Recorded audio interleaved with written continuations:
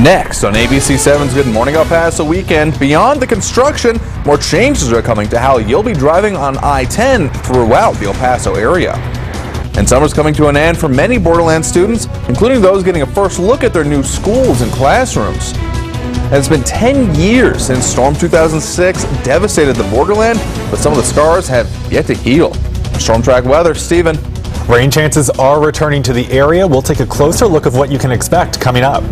This is all the news you need to start your Saturday, July 30th. ABC7's Good Morning El Paso Weekend starts right now. Live, where news comes first. From the Mesilla Valley and Las Cruces to El Paso and the Borderland.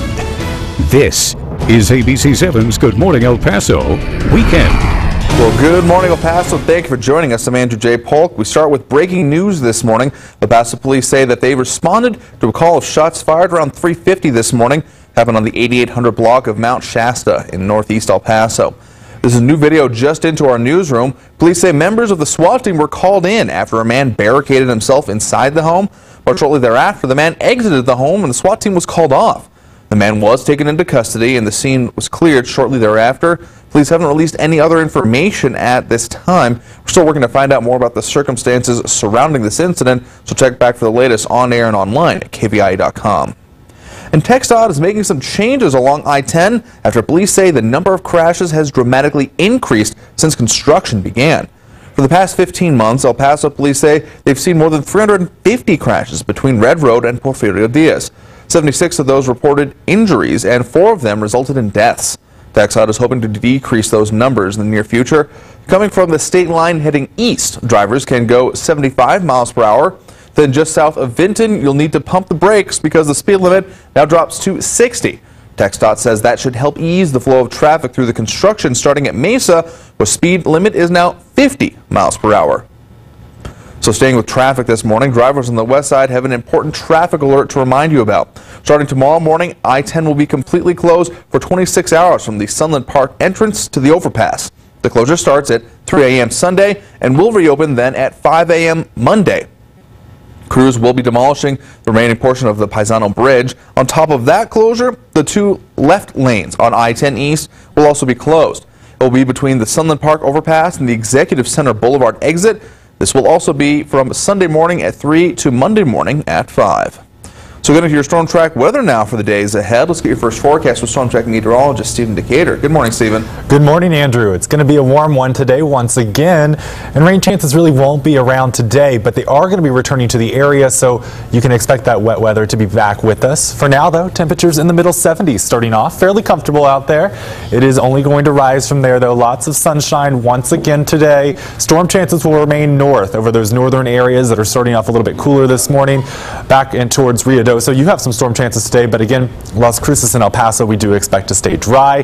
Here's a look at the day planner. Temperatures, again, warming quickly with all that sunshine around. 92 by noon, 98 by the end of the day. It does look like we'll fall just short of that 100-degree mark. And temperatures are actually going to be cooling off as we head through the work week. So here's what you can expect today. Sunny and warm weather. Rain chances back in the forecast, though, for Sunday, and they're going to stay with us through much of the week. As we head into the work week, temperatures will be near average. We're going to see plenty of unsettled conditions. I'll have all that coming up with full weather. Andrew? All right, thanks, Stephen. Check back in just a bit. Meantime, though, Monday will mark the 10-year anniversary of Storm 2006. This week, we've been sharing with you those stories of those who were affected, as well as taking you back to our coverage of that devastating storm. Recently, we spoke with Dawn Oakley. She was in the Upper Valley on August 1st when the sheets of rain came down. Oakley's concerns were for her 4 horses, one of them a miniature. She and other horse owners scrambled to get the horses out of the water as the level kept rising. Thankfully, the horses remained healthy, and now 10 years later, she's always prepared for another major storm. I brought in more sand so that I could get them up out of the water if I had to. We've never seen anything like it again, but, you know, I'd rather be prepared than caught, you know, unawares again. And the village of Hatch near Las Cruces was also hit. Our New Mexico Mobile Newsroom visited the small village to take a look at how far it's come since that day. The resident we spoke with yesterday has lived in Hatch for more than 30 years. She says the flooding was the worst she's ever seen.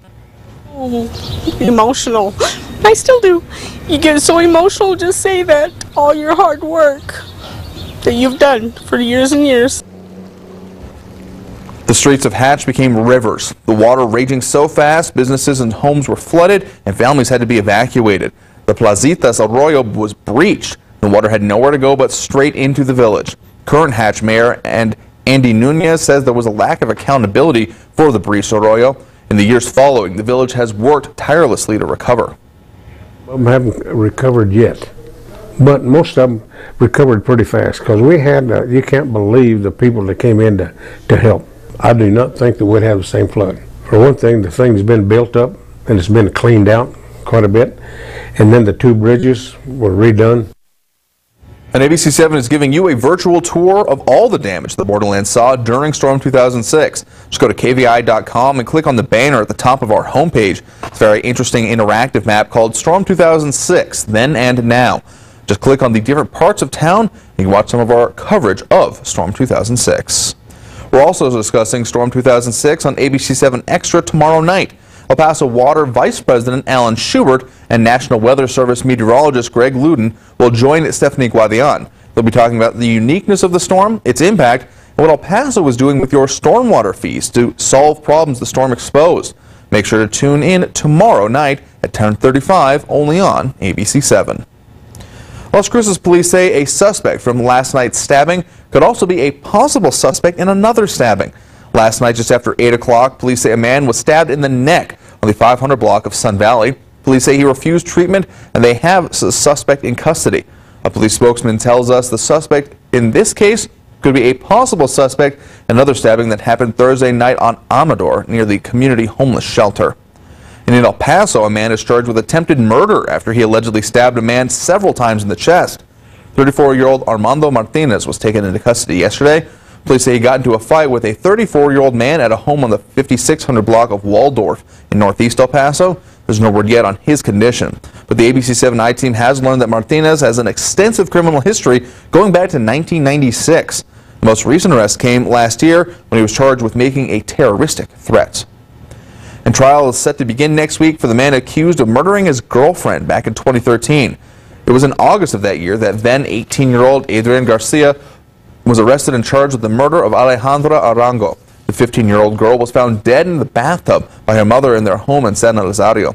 Court documents revealed that Garcia was angry that Alejandra broke up with him. Investigators said that the scene appeared to be staged and the evidence did not support an accidental fall. They say an autopsy later revealed that the teen girl was strangled to death. Jury selection began yesterday in Garcia's murder trial. We're told the trial itself may start on Monday.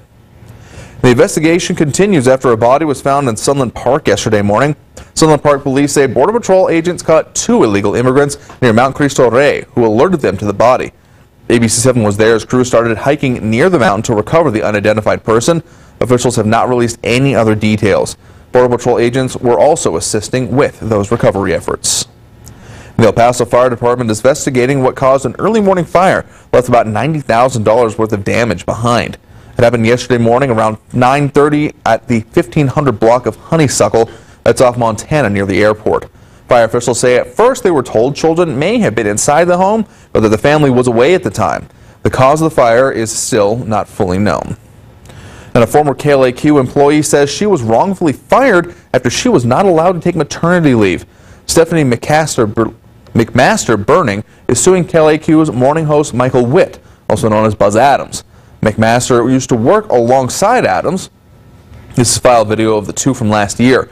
She claims her rights were violated when she was fired. She alleges the station did not want her to allow her to take maternity leave.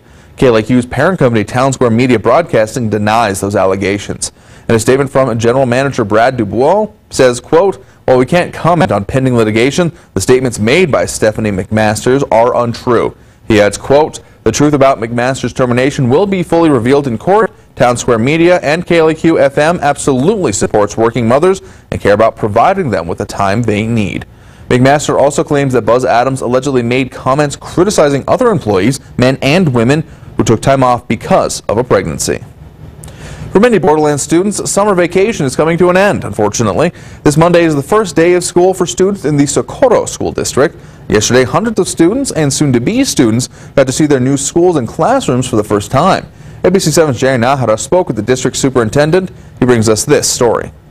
I got to see a lot of excited kiddos and some nervous ones too. District Superintendent Jose Espinosa tells me the open house not only helps break the ice, it allows the district to promote special programs it has to offer. Christopher, you're this, but wait, buddy. Students anxiously check to see where they'll be sitting in class for the year to come. Nervous and excited? Superintendent Jose Espinosa says the district is preparing to usher in more than 45,000 students into its classrooms beginning Monday morning. We're excited, to open up the school year on Monday. It's one of the most exciting days in the entire school year. The district opened its doors Friday so students could see their new classrooms. On Monday? For many students, it means they get to meet their teachers for the first time. Espinosa says the district that oversees 47 schools is ready to offer new programs for students. This year, we're opening up pre-K for all students, whether they qualify through economic disadvantage or not. It's free pre-K for all of our students. Fourth grader Aowani Salazar is already looking towards the future. I want to go to Yale to get my master's degree, and I want to get my basics at UTEP. Espinosa tells ABC7 the district's dual credit program has taken off. The courses allow students to earn college hours while working towards their high school diploma. Last year, with all the dual credit classes that our students took, they saved over $5.7 million that they would have had to pay the colleges or the universities, so that's a humongous savings. The superintendent says the students won't be the only ones benefiting from the district's programs. Parents can also attend English as a second language classes, citizenship classes, or earn a GED. It's also in our district important to continue to give opportunities to adults so they can have even a brighter future for themselves and their children. Espinosa also wants to remind drivers to be cautious of student crosswalks and bus stops come Monday to keep everybody safe. Jerry Nájera, ABC7. And of course, don't forget to pick up your copy of the El Paso Ink. This week, only in El Paso Ink. More good news for downtown El Paso. Another historic Trost building will see a major makeover. And what you can learn at a seminar about the business of medical marijuana in Texas. And meet the new hospital CEO who's into physician recruitment, construction, and drones. El Paso Ink is online at KVIA.com and available for home and business delivery. Call the number there at the bottom of your screen, 534-4422, to subscribe. With the temperatures scorching the borderland so far this summer, coming up on Good Morning El Paso weekend, there may be some relief in sight. Take a look at the new parks opening soon. And later, NMSU officials trying out a new plan they hope will bring in more funding. It is 8:12, just before 8:13 right now, taking a live look at traffic this morning. I-10 at Harnos, moving along just fine. A little bit further along, I-10 and East Leg, a fair bit of traffic along there. But again, no major problems to report. Traffic moving along just fine. I-10 and Joe Battle, again, same story, and no major problems to report around the borderland. Then a storm track weather, Stephen. It's been a very hot July, but it does look like changes are going to be coming for August. I'll take a look at the full forecast next. You're watching ABC7, where news comes first.